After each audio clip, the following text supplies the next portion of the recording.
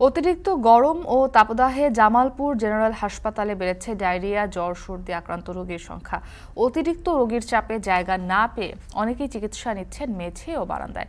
এ বিষয়ে আরো জানাতে জামালপুর 250 শয্যা বিশিষ্ট জেনারেল হাসপাতাল থেকে যুক্ত হয়েছেন জুয়েল রানা। জুয়েল, জানাবেন যে কতজন রোগী এখন বারান্দায় চিকিৎসা নিচ্ছেন এবং অতিরিক্ত রোগী থাকায় চিকিৎসা সেবার সেখানকার কি চিত্র দেখছেন?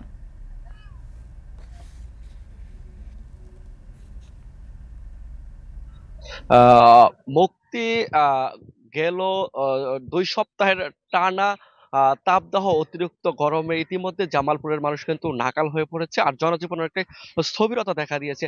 তবে এই অতিরিক্ত গরমের কারণে ঠান্ডা, জ্বর, নিউমোনিয়া, ডায়রিয়া রোগীর সংখ্যা বেড়েছে। ইতিমধ্যে এই রোগে সবচেয়ে বেশি আক্রান্ত হচ্ছে শিশু এবং বৃদ্ধরা।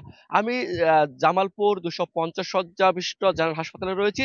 আমি সকাল থেকেই এই হাসপাতাল ৩টি ওয়ার্ড ঘুরে দেখেছি। সবগুলো ওয়ার্ডে কিন্তু অনেকগুলা রোগী রয়েছে। আমি যদি হিসাবটা বলি, প্রত্যেকটি ওয়ার্ডে ২৪টি করে বেড থাকলেও এই মুহূর্তে রোগী কিন্তু প্রায় ৪ গুণের মতো রয়েছে। অর্থাৎ ২৪টি বেডে একেকটি ওয়ার্ডে আ আ ১১৫ থেকে ১২০ জন করে রোগী রয়েছে। আর রোগীদের পর্যাপ্ত বেড না থাকার কারণে তারা কিন্তু ফ্লোরে এবং বারান্দায় এই মুহূর্তে চিকিৎসা নিচ্ছে।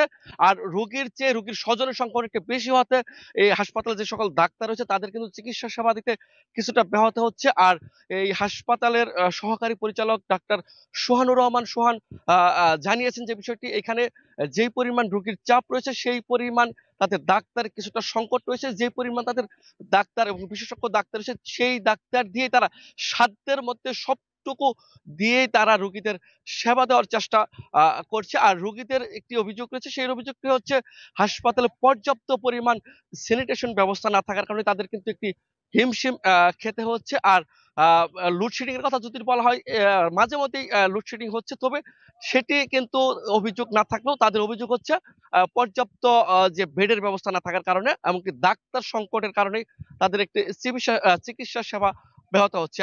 আর যদি আমি বলি জামালপুরের ৭ টি উপজেলার যে স্বাস্থ্য কমপ্লেক্স গুলো রয়েছে সেই কমপ্লেক্স গুলোতেও কিন্তু ইতিমধ্যে কিন্তু অনেক রোগীর সংখ্যা প্রতিদিনই বেড়েই চলেছে। অর্থাৎ এই মুহূর্তে শিশু ওয়ার্ড এবং মেডিসিন ওয়ার্ডে সবচাইতে বেশি রোগীর রয়েছে কিন্তু। এই ছিল জামালপুর থেকে আমার কাছে সর্বশেষ তথ্য। মুক্তি। জুয়েল রানা যুক্ত ছিলেন জামালপুর থেকে।